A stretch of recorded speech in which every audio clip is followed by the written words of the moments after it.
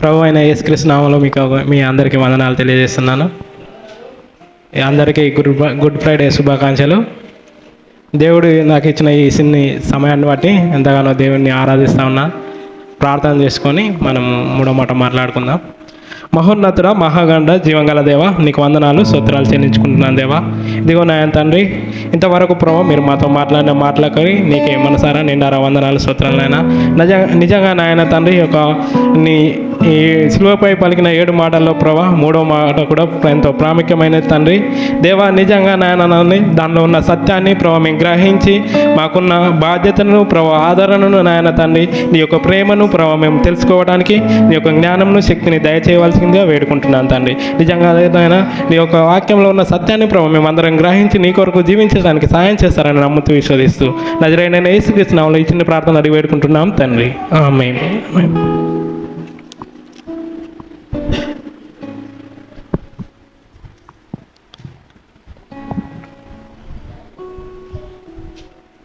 యోహాను సువార్త 19వ అధ్యాయం 26-27 వచనం చదువుకుందాం.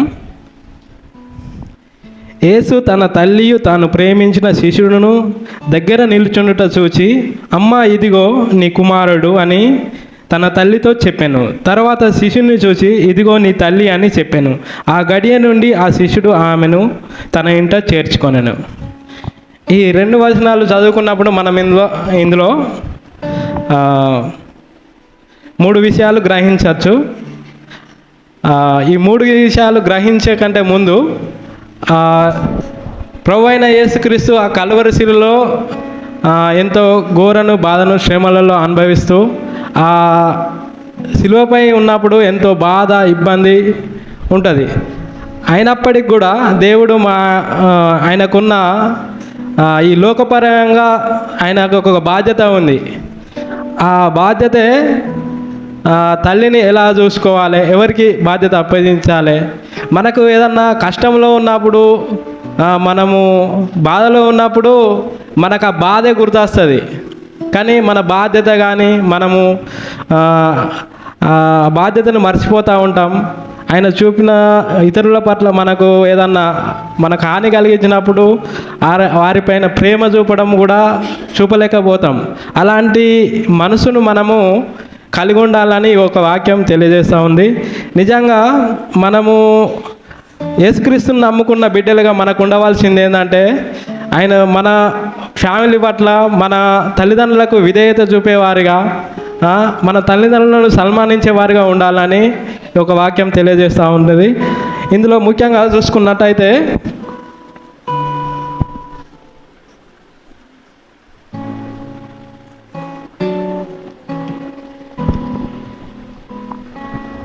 ఆ శిలువ పైన ఉన్నప్పుడు మనము ఇంతకంటే ఈ 25వ వచనం చదువుకుంటే, ఆయన తల్లియు ఆయన తల్లి సహోదరియు కొప్ల భార్య అయిన మరియయు మగ్దలేని మరియయు యేసు శిలువ యొద్ద నిలుచుండిరి.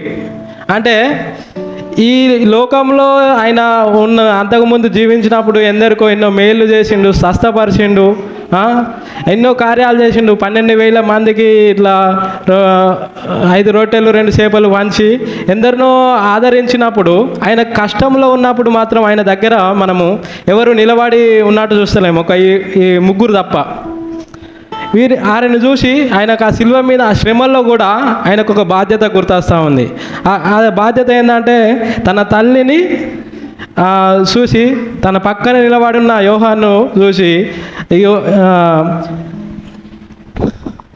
నేను రాసుకున్నా ఇది.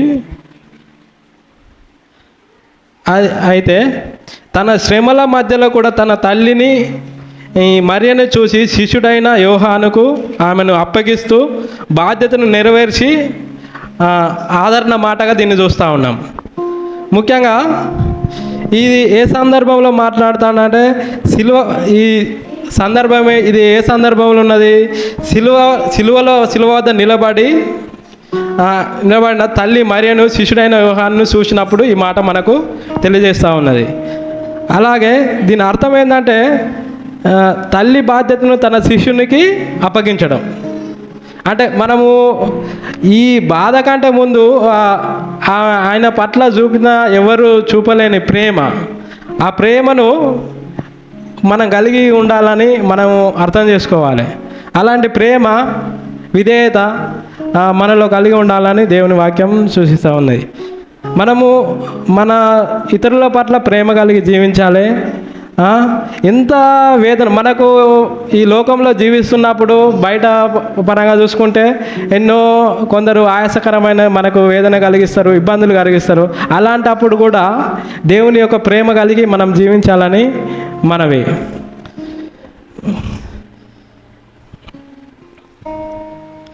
ఈ యొక్క ఆయన చనిపోయిన తర్వాత తన తల్లి బాధ్యతను భవిష్యత్తును దృష్టిలో పెట్టుకొని ఆ యొక్క తల్లి బాధ్యతను నెరవేర్చడానికి ఒక ప్రియుడైన శిష్యునికి యోహానుకు తన తల్లిని అప్పచెప్పినట్టు చూస్తూ ఉన్నాం. అయితే మనకు ఈ ఈ ఇంత శ్రమలో వేదలో కూడా ఆయన ఇట్లాంటి ఆలోచన కలిగి మనము ఆయన ఆలోచన ఎంత నిజంగా ఉందో మనం కూడా అలాంటి మన ఇబ్బంది వచ్చినప్పుడు కానీ బాధ ఉన్నప్పుడు కానీ మనము కోప్పడకుండా మనము మన పిల్లల్ని ఎలా జాగ్రత్తగా చూసుకోవాలో నేర్చుకోవచ్చు. ఆయన మన పిల్లల పట్ల ప్రేమ కలిగి మనం పిల్లలు తప్పు చేసినప్పుడు కూడా మనము కోప్పడతాం. కానీ ఏ విధంగా ఆయన అంత ఈ లోకం ఎన్నో ఇబ్బందులు పెట్టినప్పుడు ఆ శిలువ పైన ఏలాడుతూ కూడా ఆయన సహనాన్ని కానీ ఓర్పును కానీ తగ్గింపు కానీ కోల్పోకుండా మనం చూడగలుగుతున్నాం. అలాంటి తగ్గింపు స్వభావం కలిగి మనం జీవించాలని మనవి చేస్తూ ఉంది. ఇంకా ఈ లోకంలో చూసుకున్నప్పుడు కోడి పిల్లల్ని గద్ద వచ్చినప్పుడు ఎంత అలర్ట్ అయి తన పిల్లల్ని ఎంత తన హృదయం తన దాచుకుంటుందో కాపాడుకుంటుందో అలాంటి అది ఎంత వ్యక్తి దాచుకొని గద్ద తన్నిపోకుండా చూసుకుంటుంది.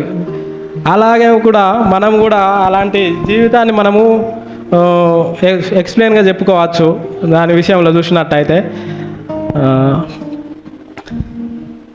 ఈ 3 విషయాలను మనం చూసినట్టయితే ఇలా ఒకటి బాధ్యత కలిగి జీవించాలి, ఒకటి తల్లికి ఆదరణగా ఒక యోహాను అప్పగించి మన శిష్యునికి తన తల్లిని అప్పచెప్పినట్టు చూస్తూ ఉన్నాం.